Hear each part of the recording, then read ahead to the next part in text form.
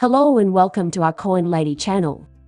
I have got 3 stories to tell you in this latest tepid update, and I will begin with this one from you, Jim. Ripple finds hope in Supreme Court Twitter ROI.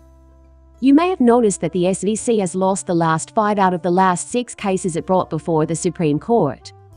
In this particular instance, however, the Supreme Court has issued a totally new ruling. And it didn't include the SEC, but it does help Ripples out, which prompted a response from Stuart Alder Addy. And then there's this banner, "Let's go." And this simply goes to show how much attention the SEC versus Ripple case has received. Also, I'd want to emphasize that our group includes millions upon millions of people from all around the world.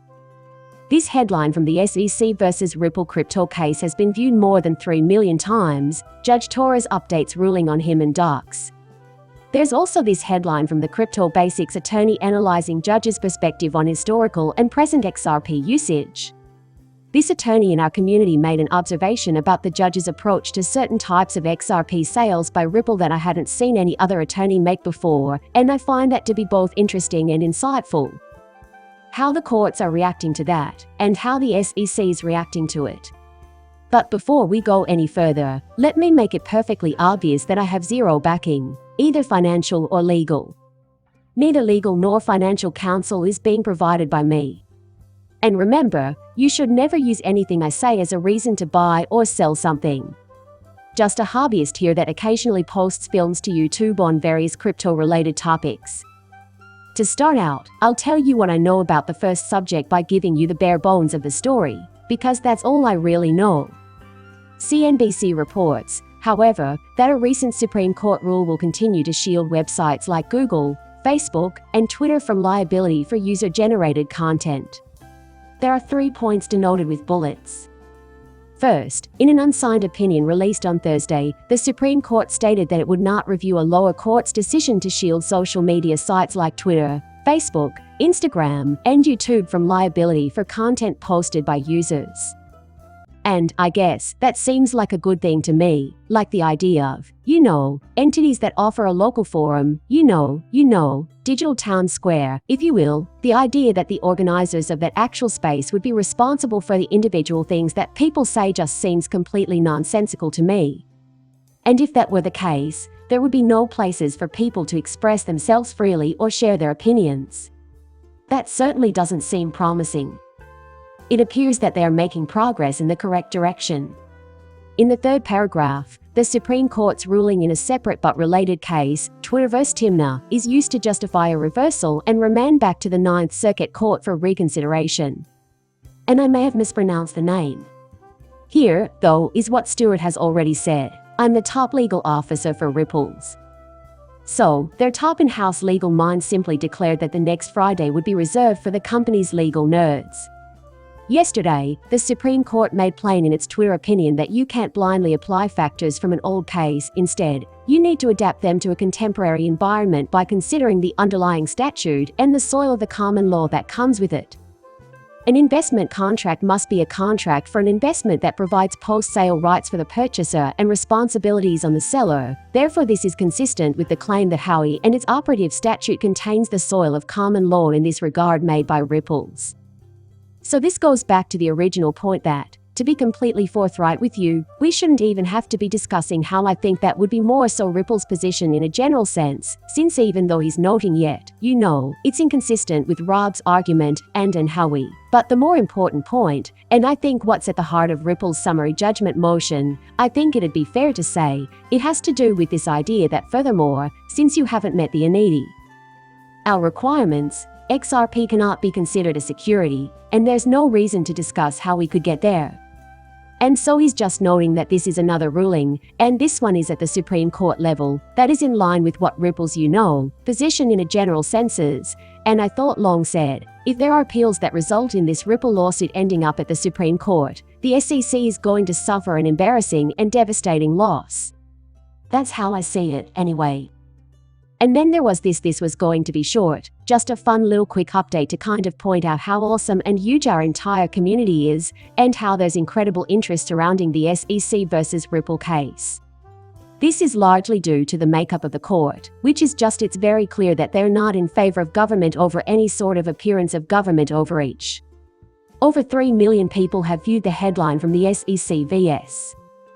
Ripple filing, which provides an update on the judge's tour of the Hinman documents.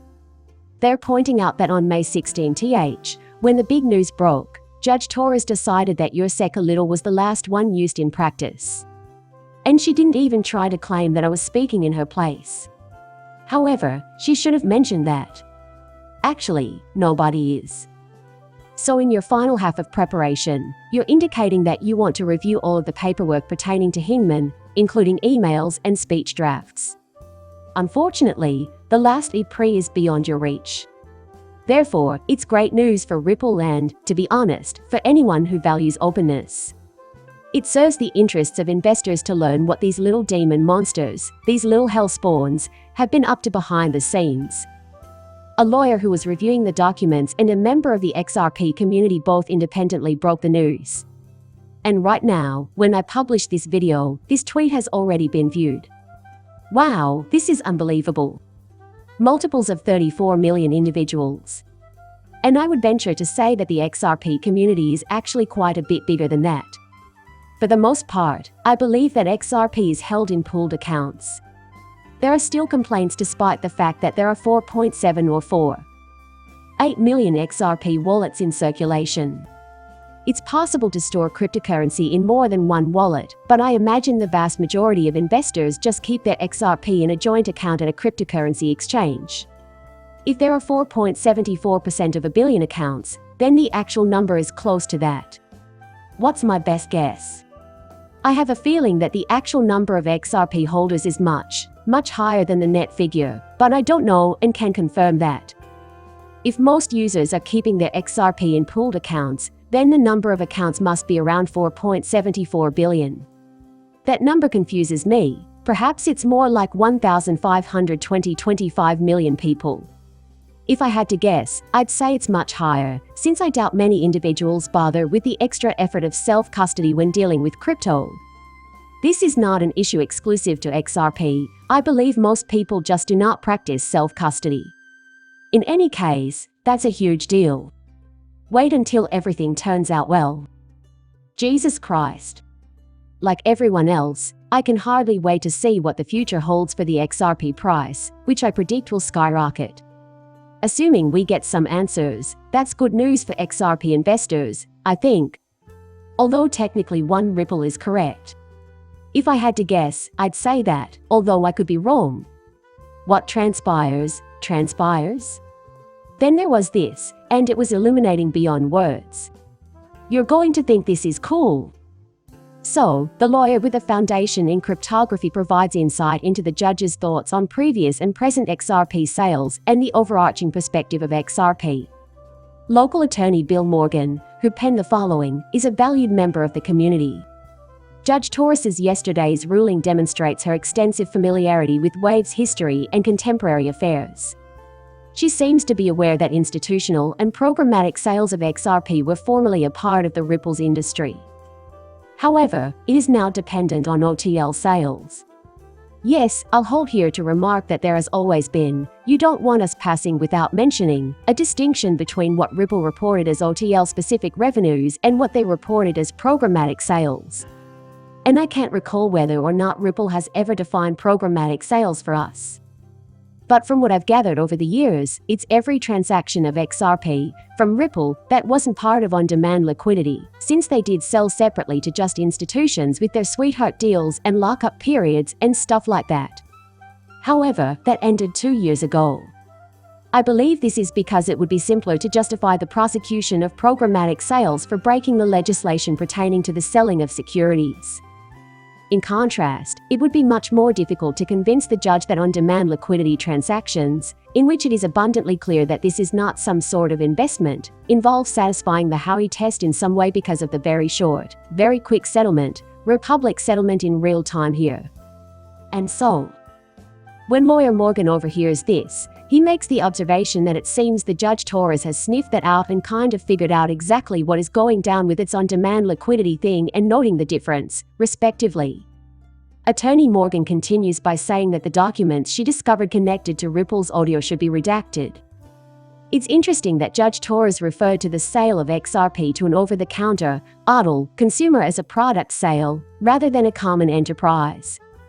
The court has decided to black out information from the summary judgment documents regarding its on-demand liquidity products Ripple's costs, expenses, deal terms, market study, and proposed business plans.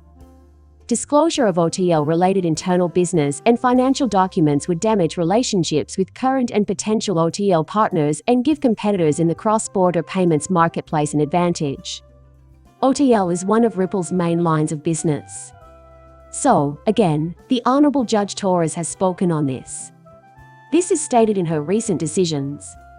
And she did not observe that, this is an OTL product, as Attorney Morgan pointed out here. So, if it's a product, is it possible for it to exist in a shared business setting? Are you curious to find out what happens next? By 2020, Attorney Morgan explains, Ripple would have stopped all institutional and programmatic sales of XRP. Thus, the SEC has no incentive in contesting the sealing of those documents or the delay of their financial statements. And you both have this cute little screenshot of Judge Torres to show for it.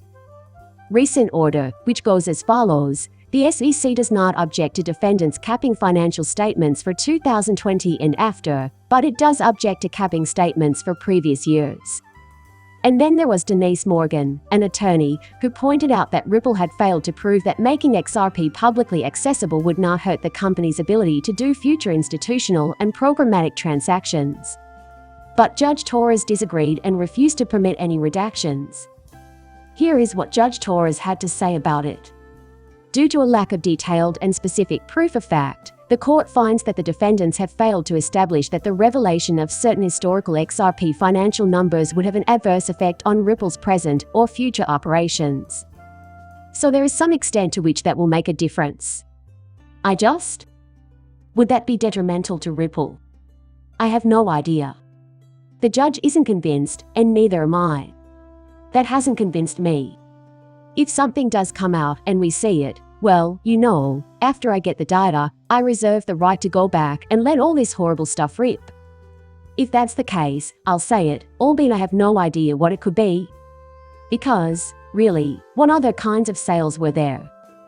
Well, again, that has nothing to do with on-demand liquidity, selling XRP to critical customers as specified price, because, some of them are at reduced rates. What would a prison time or other such measures do to her Ripple, though? That's the sort of thing you'll find in there. If there's something we weren't expecting, that's fine, we'll report back and say, yeah, this is bad for Ripple, but we probably won't. And then Morgan's legal team notes that they're not trying to read too much into this, but they're also not getting a strong sensation that the judge or the SEC are particularly concerned about the nature of XRP use in transactions with OTL customers. And it seems to fail the Howey test in every way when it comes to liquidity on demand. While earlier programmatic and institutional sales of XRP may be a different issue, the cryptocurrency cannot be a security if it is sold solely for usage in the Ripple OTL product and not as an investment contract. Let's give this some consideration. Since the SEC is advocating for this new concept, which will be known as the embodiment theory, you should know that XRP is the culmination of all of Ripple's work, right? If the judge rules that OTL XRP transactions are not securities, then the very concept of XRP cannot be a security, and the embodiment theory collapses. You have to wonder whether this is what Judge Torres is contemplating. Well, I guess time will tell, and I have high hopes for what lies ahead. On the other hand, I foresee waves moving rightward in terms of their XRP OTL sales. Prior to it, I had no idea.